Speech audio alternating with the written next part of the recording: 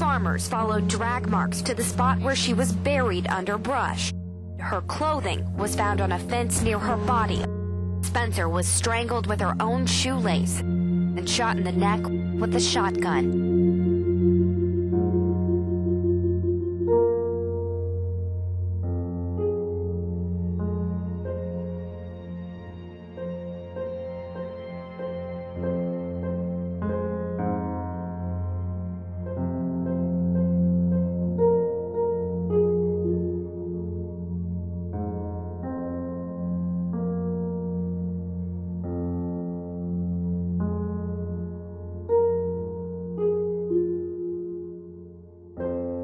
A young Ozarks woman was brutally killed 26 years ago. Her killer was free for decades. Now her murder mystery may be solved due to DNA.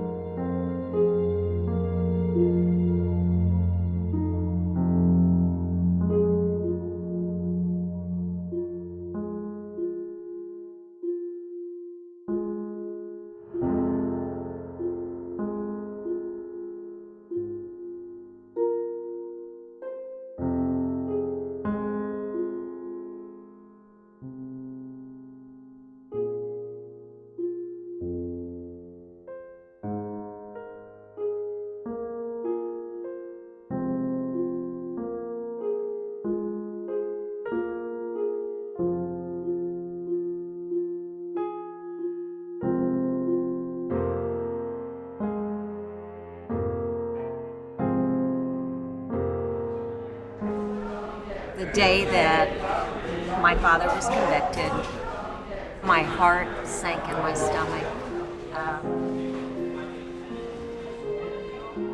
It was as if I buried him.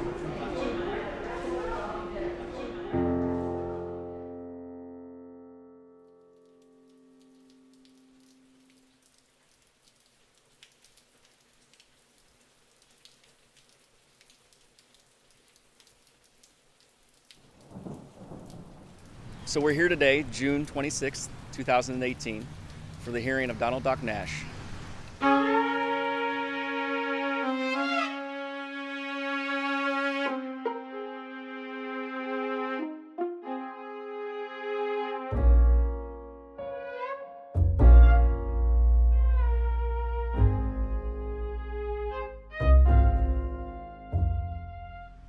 We're here today to hopefully attain his exoneration. Lawyers Charlie Weiss and Steve Snodgrass are here representing Donald Nash. Mike Spillane, the prosecutor for the false conviction side of the argument.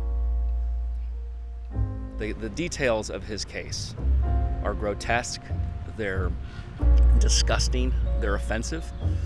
What happened to Judy Spencer deserves justice.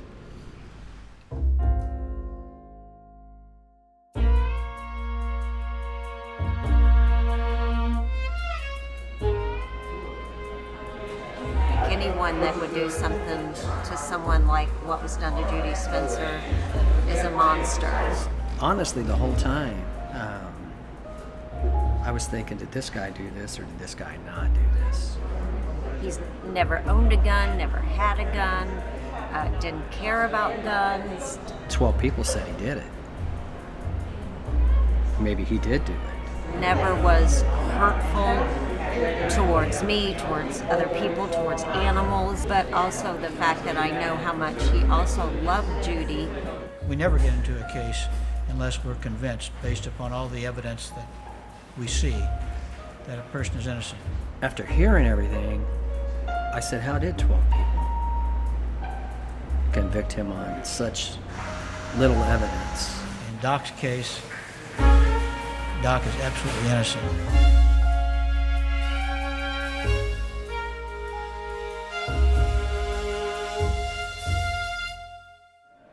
They convicted Doc on a phony theory, a theory that does not hold water, a theory that has no scientific support. Judy's sister-in-law was working in a prison where a guy named Folsom, highway patrolman, was working also, and she persuaded Folsom to ask the highway patrol lab in Jefferson City to test Judy's fingernails for DNA. Because when Judy was murdered in 1982, there was no DNA technology. Life was much simpler when I started doing this in the 80s, that we didn't have a lot of mixtures. They were easy to interpret. I'm an anthropological geneticist, and my expertise is doing genetic marker testing on people, and part of that's helping to identify remains and solve cases.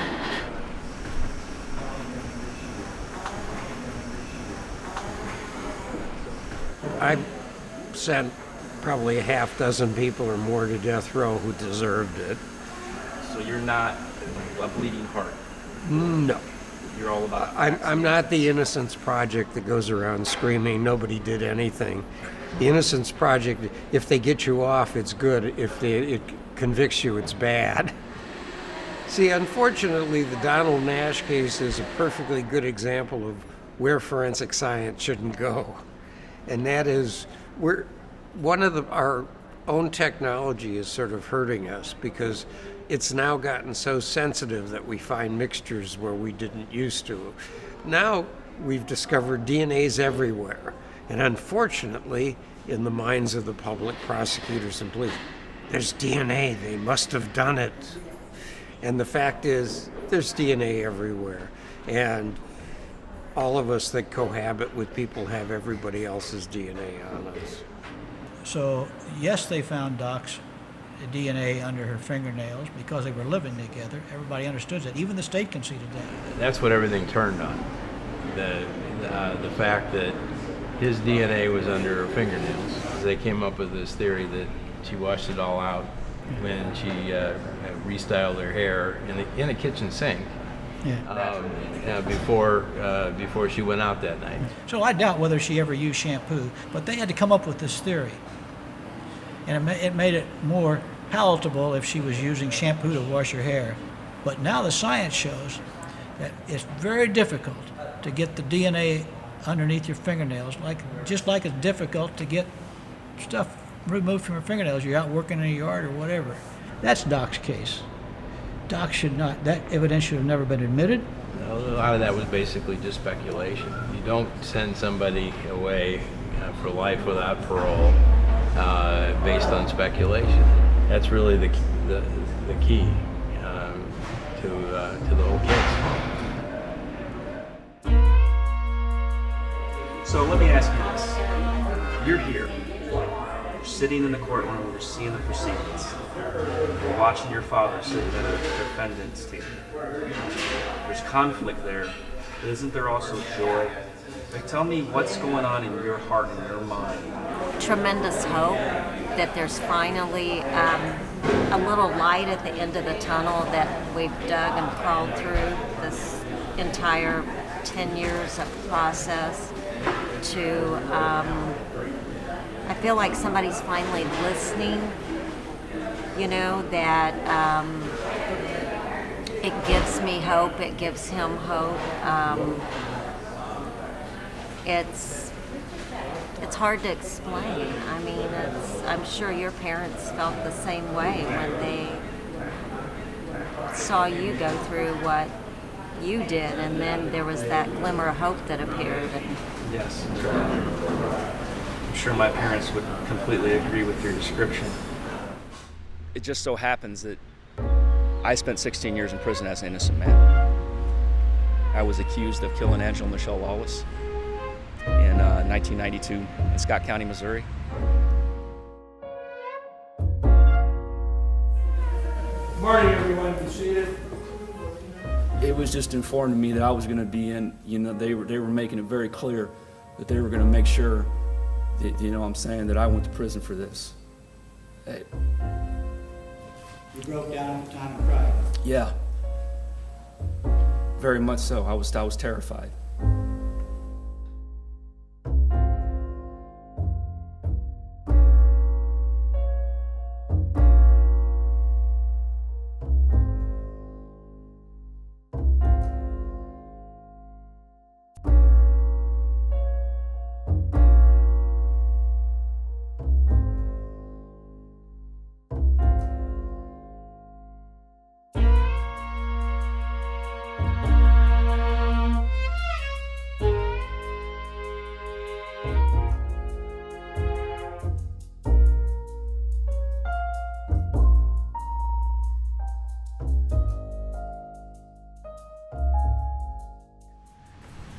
Today was the first day that I had laid eyes on Doc, and what I saw jarred me. And took me off guard.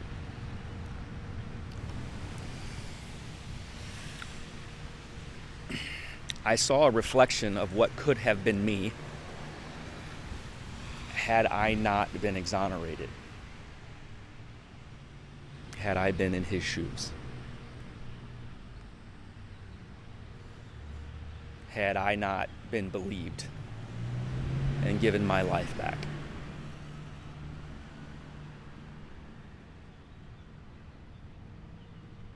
And it hurts. It's what they're doing to him isn't right. The evidence is in Doc's favor. The evidence was always flimsy. He did not kill Judy Spencer. Leading up to this, I got very nervous thinking about that last day in court when he was convicted, and the heartache that he had to feel and the disappointment along with myself and my family that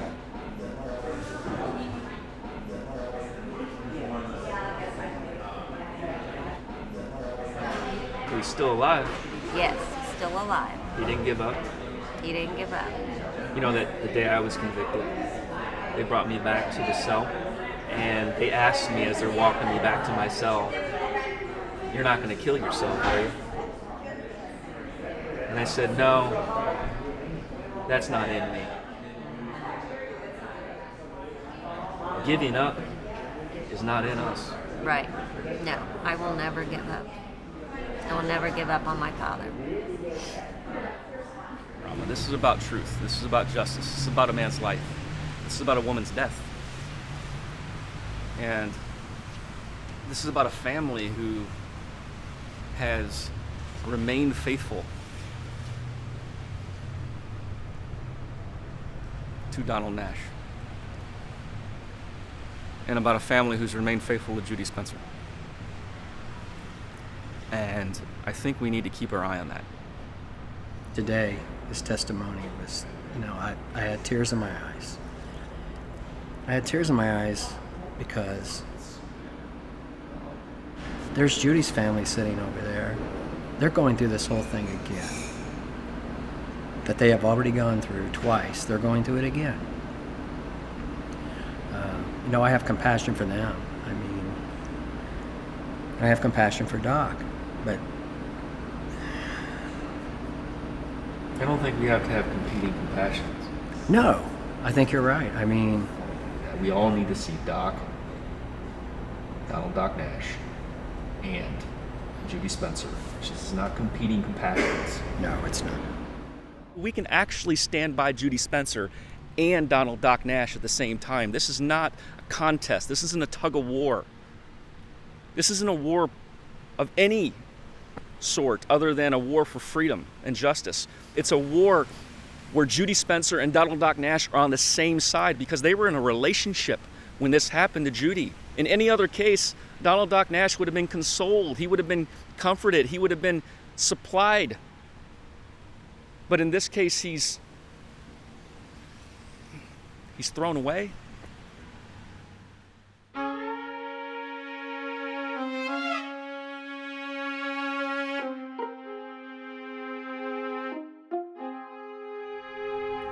We have a tendency sometimes when we look at these types of cases, people become typeset and they lose their humanity. What we don't want to do in this case is lose the humanity of Doc Nash and Judy Spencer. What we don't want to do is lose the humanity of what's happening in the courtroom right now, where a man is fighting for his life, and a family on both sides is looking for answers. This case has gone on since 1982. It's 2018. decades, there's been lack of answers, and then false answers, and false accusations, and false imprisonment. And the truth has never come to light, but has the potential of coming to light today. And whenever the judge makes his decision, when hopefully the judge will decide the right way.